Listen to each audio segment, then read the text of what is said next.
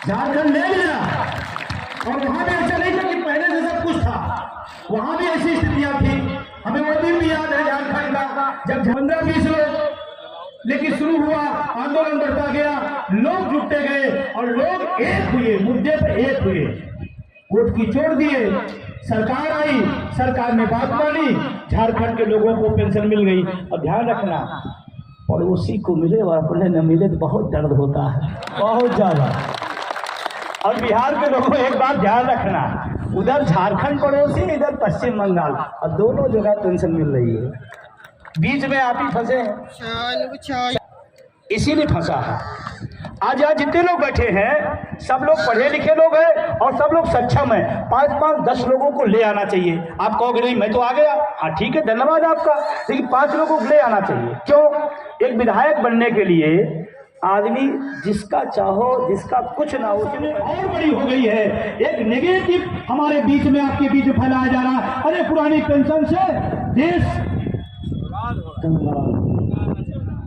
ऐसे बताया जा रहा है, देश बर्बाद हो जाएगा, देश तबाह हो जाएगा, देश श्रीलंका हो जाएगा। तो पश्चिम बंगाल क्यों नहीं हो गए? सरकार के खिलाफ नहीं जी। हम लोग सरकार के कर्मी हैं, सरकार की नीतियों का पालन करते हैं और जमीनी स्तर पे जो है अपने हक के लिए हम लोग नहीं दरअसल हम लोग जमीनी स्तर पे लोगों की योजनाओं जो है सरकार की, उसको मूर्त रूप में देते हैं।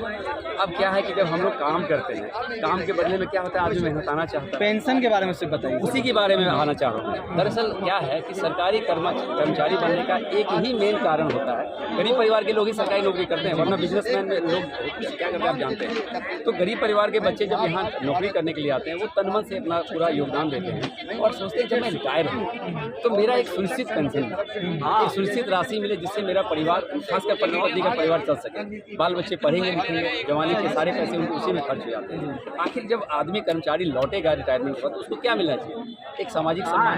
तो सामाजिक सम्मान के लिए आर्थिक सम्मान बहुत जरूरी है और उसके हाथ में कुछ नहीं होता है। मेरी तनख्वाह आज 1 लाख रुपये, पेंशन कितनी मिलेगी आज मुझे? 2750 रुपये। आज 1 लाख रुपए की तनख्वाह में यदि मुझे 2750 रुपये का पेंशन मिलेगा आज की डेट में, तो मेरे लिए कितना सर है? ना मेरी दवाई हो पाएगी, ना मेरे लिए खाना हो पाएगा, ना मेरे लिए किराया हो पाएगा, मैं किसी प्रकार का जीवन।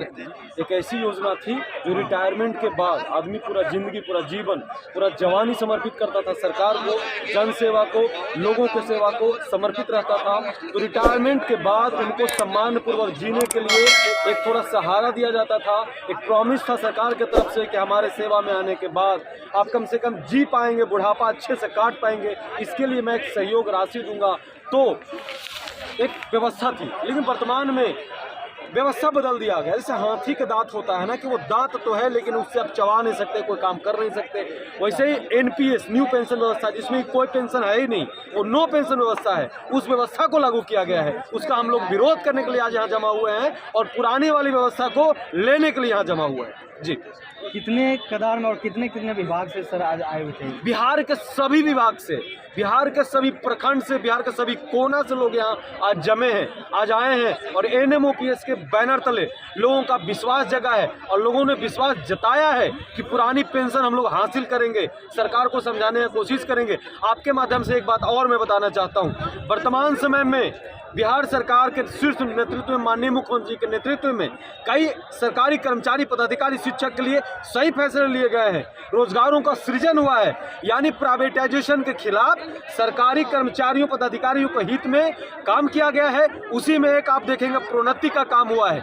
कई दशकों से जंग पड़े प्रोन्नति को इनके द्वारा खोला गया है। तो मैं मानता हूं कि हमारे मुख्यमंत्री जी बहुत पढ़े लिखे विद्वान हैं, संवेदनशील हैं और हमारे इस संवेदनशीलता के इस बिंदु को वो पकड़ेंगे और पुरानी पेंशन देंगे। और इसे पुरानी पेंशन हमारी ये कोई मतलब भीख नहीं है, ये हमारा अधिकार है, ये हमारा हक है। सरकार से, माननीय मुख्यमंत्री जी से, उप मुख्यमंत्री जी से कि आप सुन लीजिए, हमारे डिमांड है, हमारा आग्रह है, अनुरोध है, अनुनय है, विनय है और क्या कहें कि हम मानव का अधिकार जो पुरानी पेंशन को मांग रहे हैं। एनपीएस मैंने नो पेंशन, तो कुछ पेंशन नहीं है, और ओपीएस मतलब बुढ़ापे का लाभ है। 30 साल का बहुमूल्य समय, जो प्रीशियस समय होता है, जवानी के समय जो खून चूस कर हम लोग काम करते हैं इस विकास कार्य में, तो उसी के बदले हम लोग अनुरोध करते हैं कि पुरानी पेंशन व्यवस्था जो थी उसको लागू किया जाए। और है कि माननीय नीतीश कुमार जी को और तेजस्वी यादव जी को हेमंत सोरेन जी से सीखना चाहिए। किस तरीके से उन्होंने कर्मचारी के इस संवेदनशील मुद्दे को देखा और पुरानी पेंशन बहाल किया है। आज एक अंदर की बात है कि हर कर्मचारी जो हेमंत सोरेन हैं, मुख्यमंत्री हैं झारखंड के, उनको अपने दिलों में रखते हैं और आजीवन उनका परिवार उनके साथ खड़ा रहे। अगर यह सरकार भी चाहती है कि कर्मचारी वर्ग उनके साथ आए, उनको भी पुरानी पेंशन बहाल मिला। क्या नाम है? प्रशांत कुमार सिंह, अध्यक्ष NMOPS। पूरे देश के अंदर पुरानी पेंशन बहाली का आंदोलन चल रहा है। उसी कड़ी में आज इस मैदान में रखा गया कार्यक्रम कि पेंशन मानवाधिकार जो महारैली हमारी है, और आपने देखा होगा जो जुहूम लोगों के अंदर आया, बिहार के तमाम जिलों से, कोने कोने से पढ़े लिखों का जुहूम आया। उसकी एक ही मांग है कि पुरानी पेंशन बहाल हो और निजीकरण समाप्त हो, क्योंकि जहां NPS से हमारा बुढ़ापा सुरक्षित है, वहीं निजीकरण से नौजवानों का भविष्य खराब हो रहा है, जिसके खिलाफ NMOP लड़ाई लड़ रहा है और हम लोग इस लड़ाई को जीतेंगे। संघर्ष के दम 5 राज्यों में हुआ है, आने वाले टाइम में यहाँ भी होगा। और बिहार सरकार से मांग करते हैं कि आप पुरानी पेंशन बहाल करें, अदरवाइज दिल्ली जो देख रहे हैं वो OPS ही रोक देगा। और सर आज के प्रोग्राम में सर कितने विभाग से लोग मौजूद हैं? देखिए NMOPS क्योंकि सारे विभागों का संगठन है, सारे विभागों का एक गुलदस्ता है शानदार। उसमें स्वास्थ्य भी है, शिक्षा भी है, चिकित्सा भी है, रेल भी है, ऑर्डिनेंस है, सारे विभागों का है और सबका समर्थन है, क्योंकि NMOPS एकमात्र बैनर है पूरे देश के लिए जो पुरानी पेंशन की लड़ाई को ईमानदारी से सड़कों पर। व्यवस्था मतलब नो पेंशन व्यवस्था के विरोध में हम सभी लोग बिहार के कोने कोने से शिक्षक, कर्मचारी, पदाधिकारी हम लोग यहाँ जुटने का काम किए हैं और पुरानी पेंशन व्यवस्था को भगा करके रहेंगे और पुरानी पेंशन व्यवस्था को लेकर के रहेंगे। मुझे नीतीश कुमार जी से और तेजस्वी जी से अनुरोध है कि जो तेजस्वी जी जब विपक्ष में थे तो पुरानी पेंशन का मुद्दा उठाए थे, अब उनका समय आ चुका है। उनसे मेरी एक आशा है और हम लोगों को पुरानी पेंशन दे। जब अपने पेंशन लेते हैं, MLA विधायक सब पेंशन लेते हैं, तो हम लोगों को भी पेंशन दें। आप किस विभाग में हैं? हम स्वास्थ्य विभाग में है, PMCH पटना में मैं कार्यरत हूँ और मैं पुरानी पेंशन का उम्मीद लेके इसमें आई हूँ। और अगर सरकार हमारी मांग को नहीं मानेगी तो हम लोग भी इसके लिए सोचेंगे और हड़ताल करेंगे और पुरानी पेंशन लेंगे।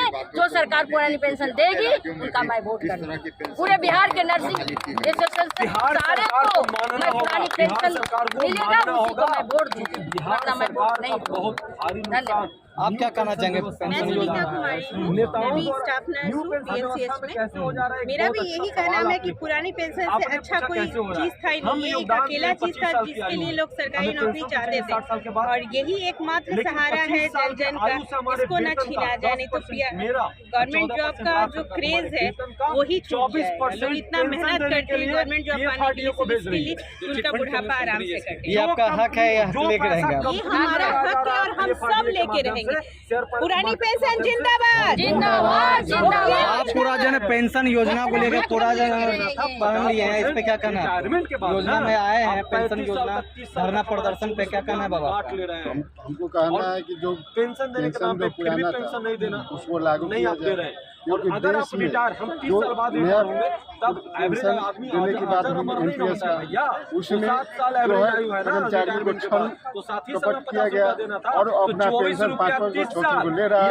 50 रुपया और 7 साल कौन जबकि कर्मचारियों को पेंशन आप तय कर लीजिए।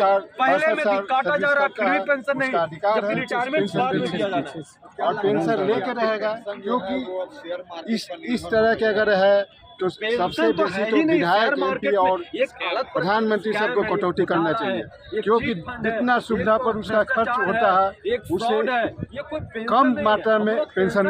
क्या नाम है आपका?